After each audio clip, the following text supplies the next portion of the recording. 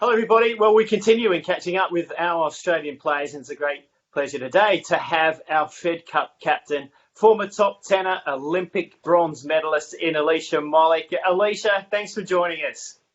Oh, look, it's an absolute pleasure. Anything right now to have a bit of contact and interaction, Todd, I'm up for.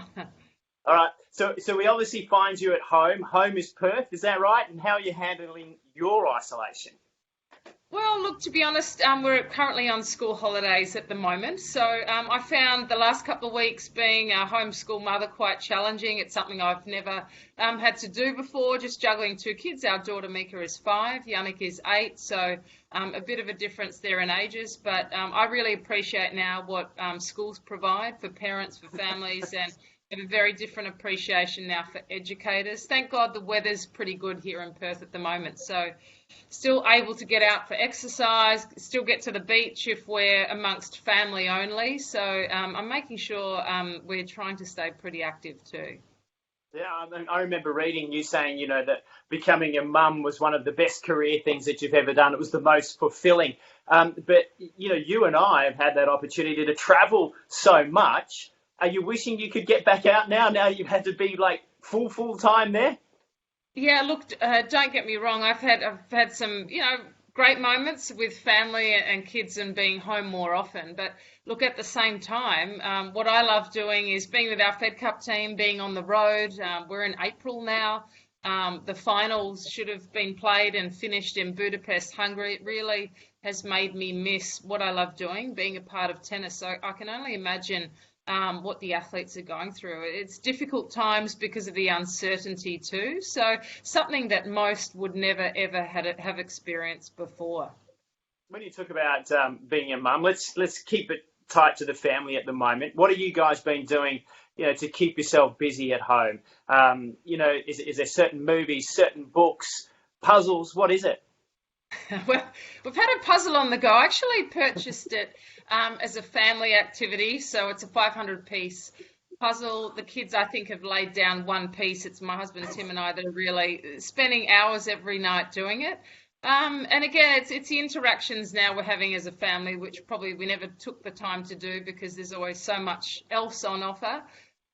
Friends to catch up with. But look, to be honest, we're staying very close to the family home. We have a laneway up the side. Skateboards are being used overtime, scooters.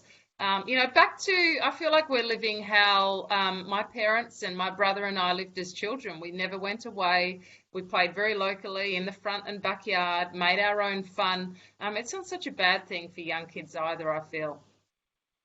Yeah, and I've watched you trying to keep fit. You talked about that. Now, I saw the picture of your pool, but you've got your leg tied up or something like that. Talk me through what you've been doing there. Well, it's actually yes, it's a waist strap. So look, Todd, I can still get my laps in. I'm probably in my impressed. older age. In my older age now, I've learnt that I can't do as much impact sports. I can't run all the time. So I like to change up my activity. So yeah, swimming's become part of my routine. Once a week, I swim with one of the school mums that I've become very good friends with. And of course, public pools being closed. I went online, Googled, and bought myself a stationary swimmer, which is basically something you tie onto the fence. You swim, you go hard, it's bloody tough, but you go nowhere. So it's even worse than the black line, to be honest. I love the fact that you call yourself like old age. I know you haven't even reached the big 40 just yet. You've got another year to go. I shouldn't give that away. I apologise. Shouldn't talk about No, a it's lady's fine. age.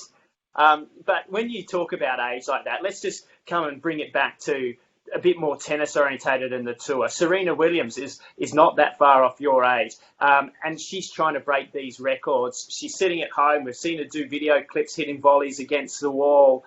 How do you think she's handling it? How do you see her coming out of the other side of this?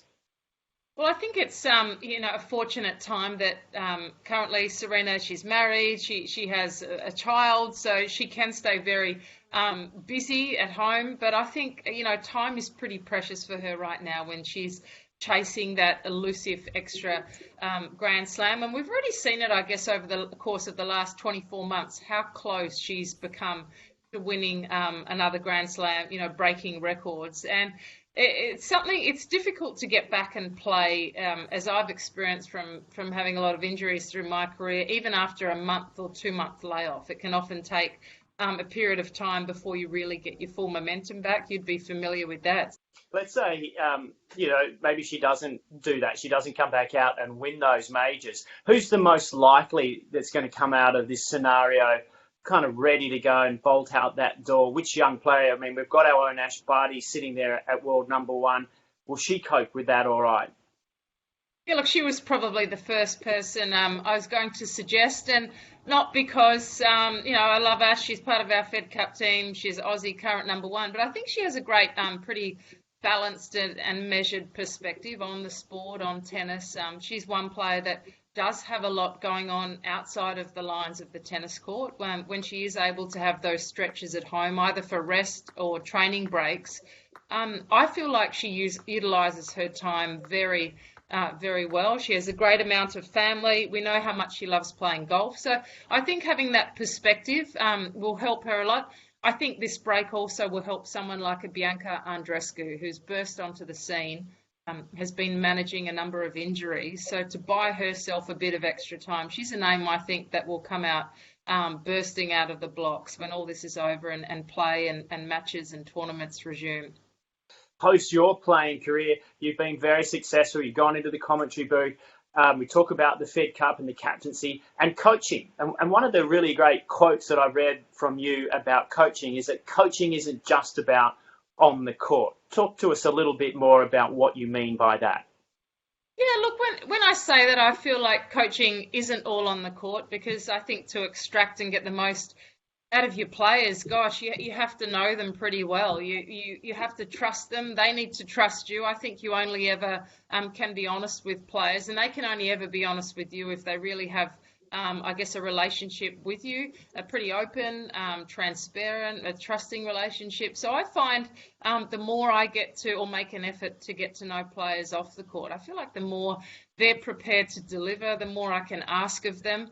And I think, particularly working in women's tennis, I know how important relationships are. So, for females to have that type of interaction, it's crucial and it's critical. But, this point in time just makes me realise, what we really miss is being as a team, is having that interaction, playing and doing something we absolutely love that we can't at the current time. But it's just the way it is.